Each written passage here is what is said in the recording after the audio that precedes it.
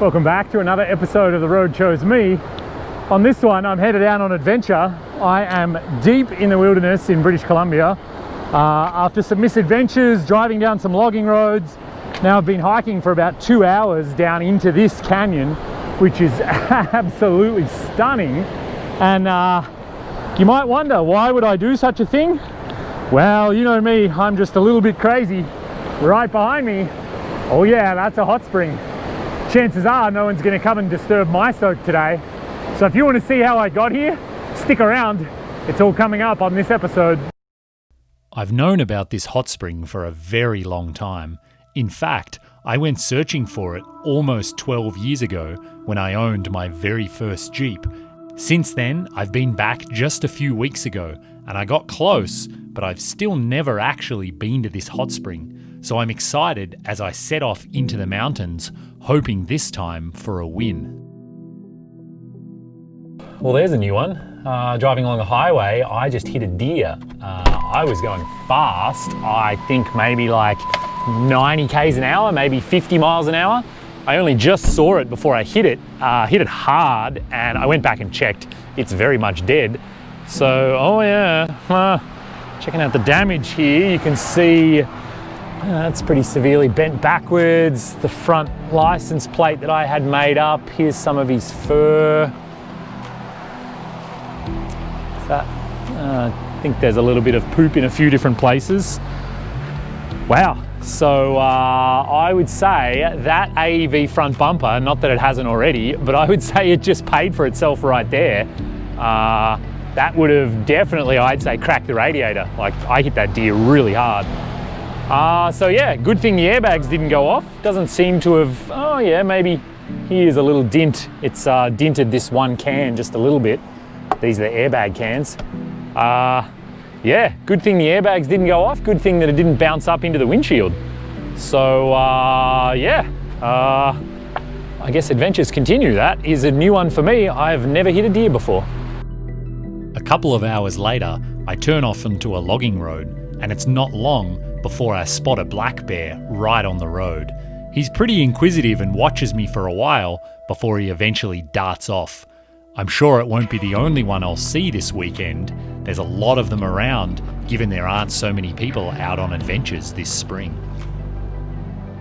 A little further along, I come to this spot where the raging river is trying to wash away the road.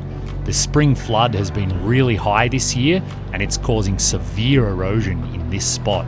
It's pretty narrow, and I'm really careful to get my driver's front tyre as close to the cliff edge as I possibly can. I don't want to be anywhere near that bank if it gives way. I crawl forward slowly in low range, and it's a little disconcerting when the whole Jeep tilts towards the river.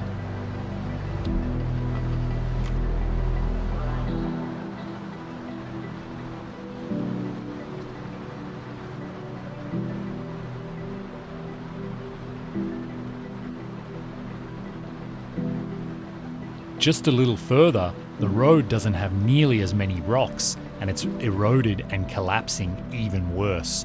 There's a huge chunk of the road that's just about to break off and fall in the river, and so I have a really good look at it and decide to cut down a small tree branch so I can drive right in the ditch and be as far away as possible from the undercut bank.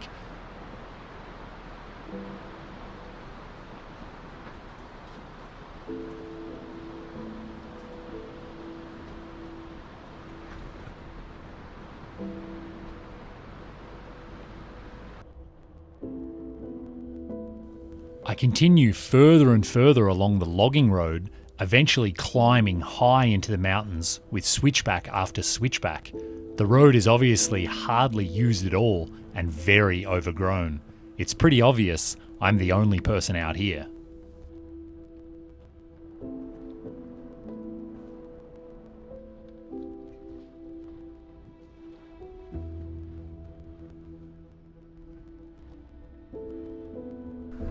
Alright, so I drove right up to the end of the road and it doesn't go any further.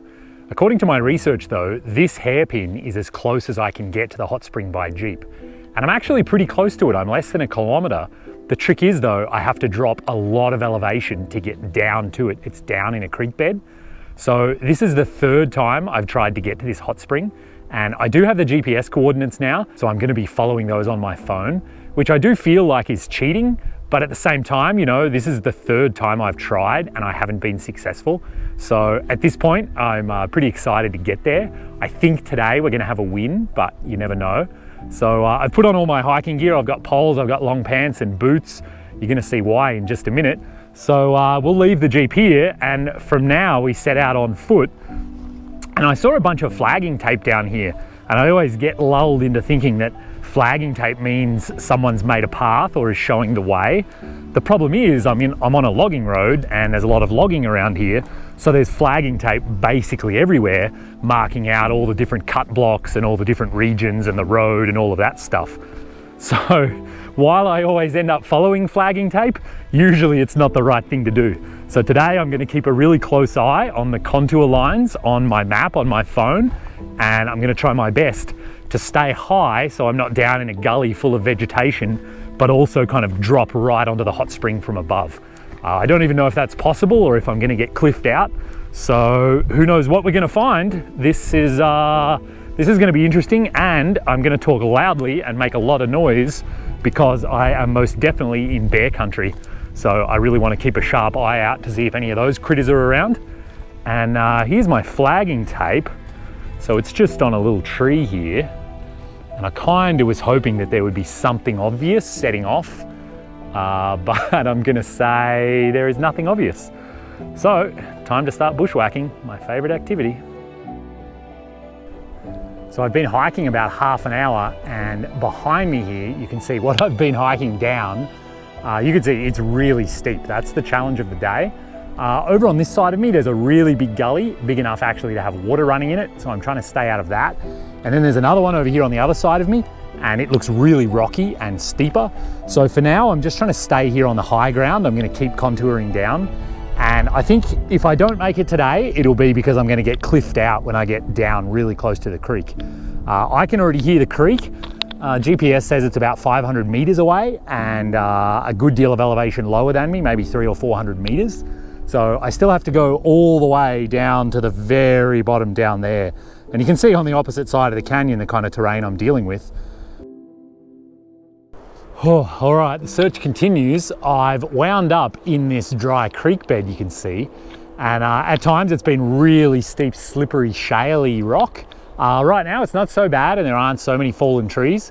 So I'm making progress. I'm avoiding the cliffs that are on both sides of me. And this is some hard work, I gotta say. Maybe I'm more nuts than I thought. I'm seeing moose and deer poop. I haven't seen any bear poop yet. And now I remember that I forgot my bear spray. It's in the Jeep. So I'll just have to make extra noise. To give you an idea what I'm dealing with here while I'm hiking down that, this is the kind of plants that are around here. So there's these nice spiky things. You can imagine what happens when they whip around your legs. And then to add insult to injury, this stuff called Devil's Club. It's really common here in British Columbia. And so it's quite a big plant, but it has these nasty spines, and it's actually like as tall as I am. So it's always up like right around the height where you want to grab it with your hands. And I haven't bumped into much of it today, thankfully. I think I'm too early in the season, but you can see these dry spines, they like come off in your hands, and it's the kind of thing that you'll be picking out of your hands for a week. The forest here is trying its best to stop me, but I can actually see the creek right now down there through the trees. So I think I'm pretty close to victory. One last push and I'm there. So after all of that, I was elated to burst out on the creek and almost immediately find the hot spring. Water is bubbling out of the ground in about 6 or 8 places, though I only found a couple that were hot. And this one pool here has obviously been made by people over the years, and quite a bit of hot water is coming out on the right-hand side. It was absolutely the perfect temperature for a soak, and you better believe I enjoyed it. All right, so I've just made it back to the Jeep. It was really hard to talk down there at the spring. The river was raging so much. So on the way back up, I followed a game trail and made the hike about an hour longer than it needed to be. Ended up in a whole bunch of fallen trees that were a nightmare. And you can see the mosquitoes have found me. They're pretty friendly at this time of year. So I had planned on taking a quick shower. I put my shower bag in the sun, but I don't know if I can handle these mosquitoes. So last time I was up here, I found a really epic place to camp. It's not too far away, and I think I'm gonna drive over there now and check it out. The challenge will be trying to get the Jeep level, but we'll see how we go. So yeah, I'm really stoked to have made it into that hot spring. That was quite the mission, and see what's next on the adventure list.